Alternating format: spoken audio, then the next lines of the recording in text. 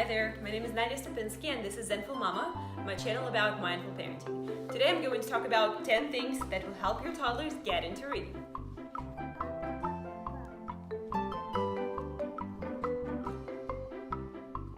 So in my case, reading has always been a big deal in my family because I come from the family of linguists, teachers, librarians, and reading was always a must. So it was very important for me that my daughter would get into reading as well. I started early, specifically when I was pregnant, but even later on when she was born, my daughter was one of the normal children and they like sensory sensations rather than even visuals and any kind of audio stimulation at that age, so I was actually worried, and the geek in me prompted me to do some research. And after searching on Dr. Google, talking to a couple of seasoned moms and some psychologists, I thought I'd save you guys some time. First item on this list is pretty hard, and it goes no TVs, no screens, tablets, and phones until your kid actually gets interested in reading. And I know it's really hard because it's so much easier to put your 1-year-old in front of a cartoon and let them watch it for 10 minutes, allowing you to do some housework or maybe do some cooking or just get some me time. There is a reason that World Health Organization does not recommend screen time before 3, and of course it doesn't matter if your child uses the phone to talk to grandparents once in a while, or even if you let them watch a cartoon for a couple of minutes. But if your child gets really excited and interested into gadgets, you have much slimmer chances that they will really get into reading because screens are much more interactive, the colors are brighter, there is less work to be done, and it just keeps their attention.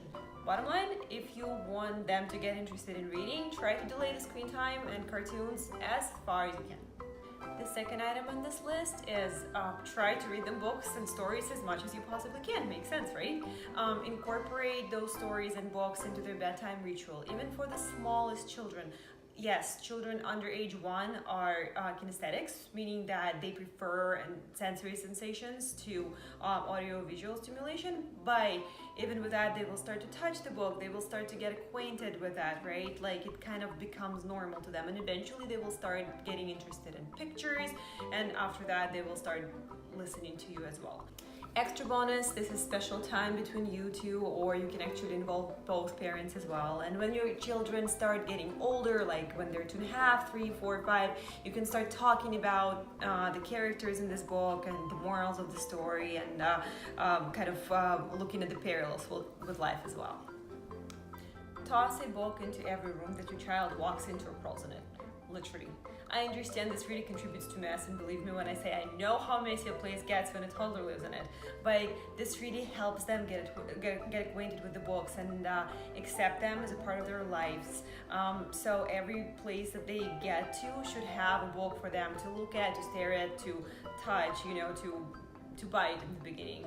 And eventually when they get bored, instead of starting playing with the toys, they will start looking at a book, and this is great.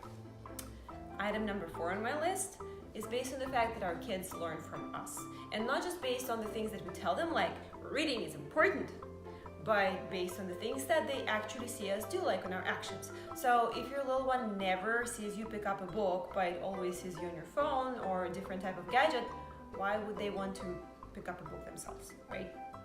Item number 5 on my list is the way you read matters.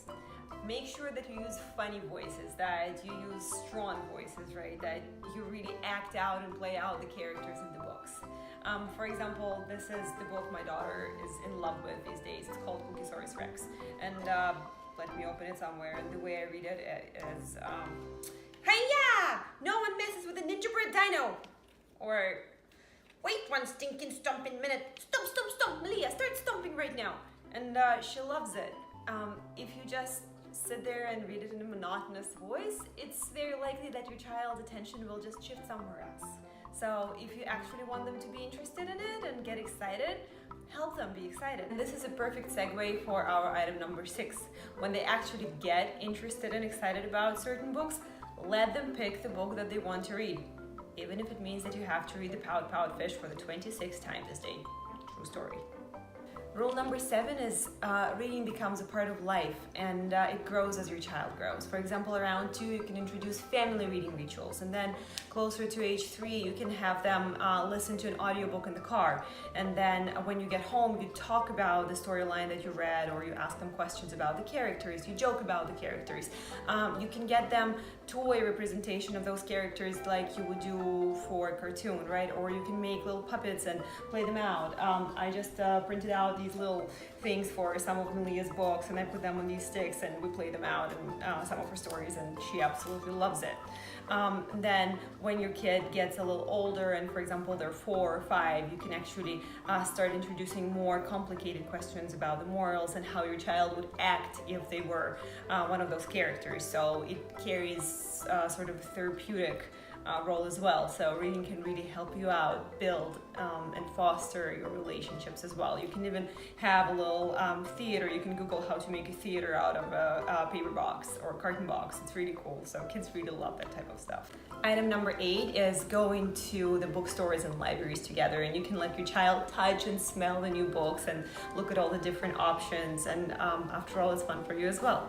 I've previously mentioned book-related traditions, but I'll hone in on this one right now. And a recent example that I've heard someone mention was wrapping 24 books and putting them under the Christmas tree 25 days basically before Christmas. And your toddler gets to open one book every day leading up to Christmas, and then you read it together. I know I'm going to do that this year for sure. My last item is for those of you who like to start early.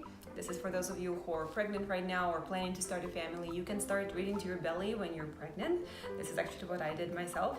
And the modern research shows that the baby in the womb at later stages of pregnancy can really hear the outside world and can understand basically and tell their mom's voice apart of the voice of other people. So this way you're getting them accustomed to those tunes and the way you're talking to them, or when you're reading a book to them. And also you're helping them, you're kind of setting the stage for them to be ready to listen to you when you get to meet them. One final note here is try to not get too emotionally attached to the outcome, because after all, your child is a different human being. This might not happen, and when we're very focused on a certain outcome, we get disappointed, and we can even get angry with our children because they're not acting in accordance to our expectations, and well, they don't have to. I've been using these 10 rules for the past a little shy of 2 years, and I'm happy to report that my daughter, who will be 2 in a couple of months, is loving books right now. She brings me different books to read to her several times a day. She likes to listen. She doesn't stay listening for a long time until the end of some of them yet, but she definitely enjoys us reading to her. She likes reading to her little dollies and toys, and I'm very happy about it.